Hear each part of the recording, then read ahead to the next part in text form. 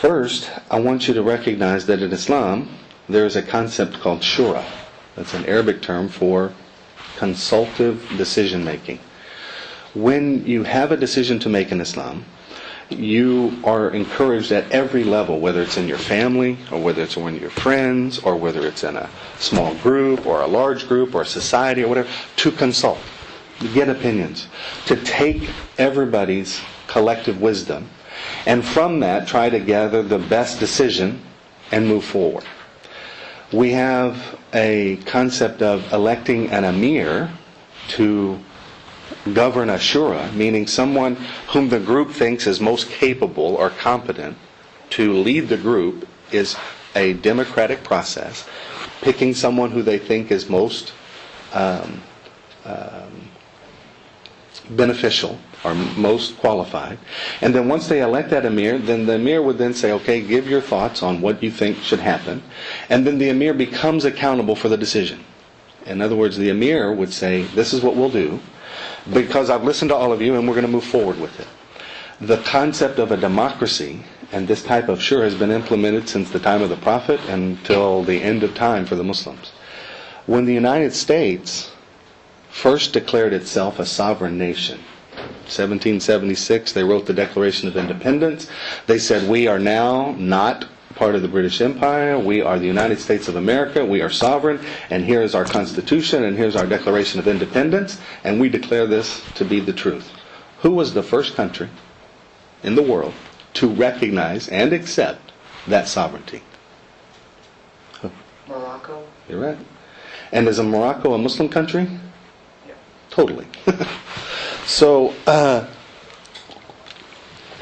why would Morocco recognize and accept this new sovereign country and be the first to do so? Because our model of government is as close to Islamic as you'll find in the world today. The regimes that are in the Muslim world are not the Islamic process at all. They're imposed. They were put there by the British. We'll get into apologetics later. But what I'm telling you today, if we had to pick a country that's following the closest governance model of Islam, America. You've got collective wisdom. You've got your House of Representatives. You've got Congress. And you've got a president who's in charge of everything, and he takes all that collectively and moves forward. This is an Islamic concept. This is an Islamic principle. This is totally in at least very close agreement with the Muslim model. I lost my train of thought for a second.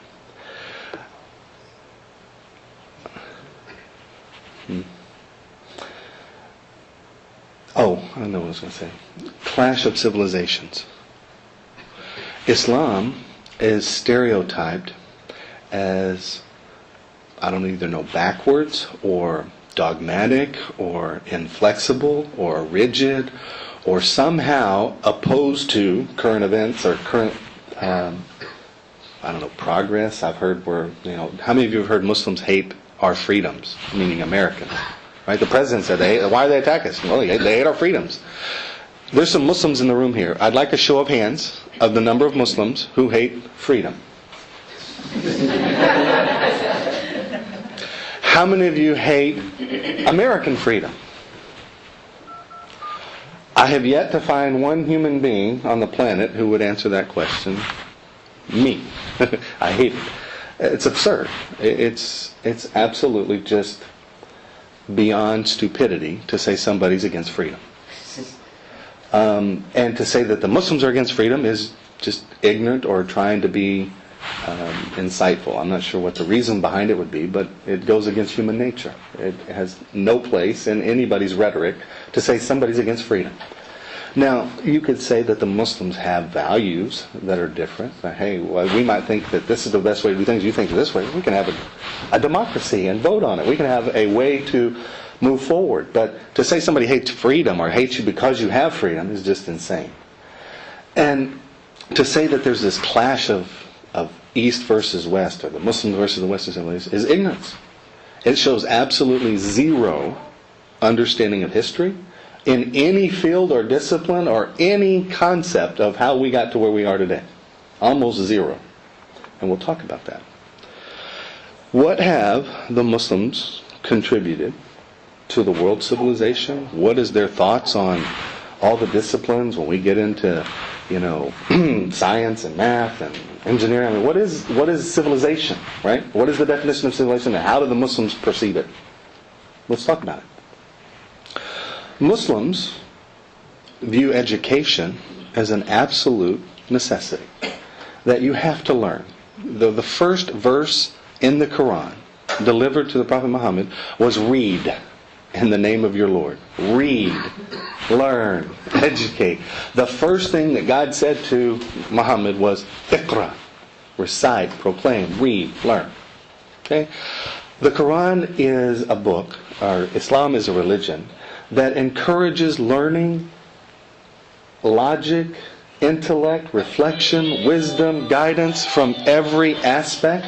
In fact, it is an arrogant religion in the fact that it claims that it is the ultimate guidance, wisdom, intellect, reflection on everything. So if you want to challenge Islam, challenge its conclusions. Right? Talk about what the Quran says you should be this. And for those of you who think different, have you considered 1, 2, 3, 4, 5? And if you have, no, think again. It argues with the reader from cover to cover. It says, if you think this, think again. If you think this, here is the guidance. Here is the wisdom. Here is the rationale. Here is why you're here. Everything is put into perspective. Muslims believe that Islam is rational, that you are programmed to respond to it. There's a creator, there's a heaven, hell, day of judgment. All of this is so overwhelmingly natural for you that nothing you're being told should shock you, be hard on the senses, should challenge your intellect. And in fact, God encourages us to use it so much because if you reflect, if you use it, if you contemplate, if you actually practice an educational approach, everything will become more coherent. Your purpose, your vision, your everything. God will say, see, I've been calling you from everywhere. You can't get away from it. And by that, let's see what the next one. Okay. I want to say that the Muslim community, or the Islamic civilization over the years, has contributed to almost every facet of the modern world. And in fact, it built the disciplines that the Western world has now excelled in. And every aspect of our lives, I think, has not only been touched by, but has been improved by Islamic contributions. First, I want to talk about how Muslims perceive science. Muslims are not at war with science. We don't say God says this, science says this. Science is a bunch of, atheists. Muslims are encouraged to be scientists. Muslims are encouraged to study the discipline of chemistry, physics, biology, geology, and any of the sciences. In fact, Islam is so open to study and learning that it says the purpose of it is to get to know the things around you, because once you do, you'll start to understand the creation in the sense that it can't be random selection. It can't be by chance. It is divine intelligence. And the more you know about it, the more it'll clarify to you that there is a creator who did all of this for purpose with a perfection that is beyond your comprehension. So that if you learn something, it's good for you. And the more you learn it, the better it is for you. And the more you surround yourself in understanding and reflection, that God will just become louder and louder and more prominent and more a part of your life.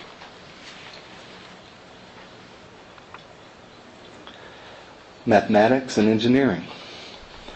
How many of you know that the Arabic numerals that we use today are from Arabs? Right?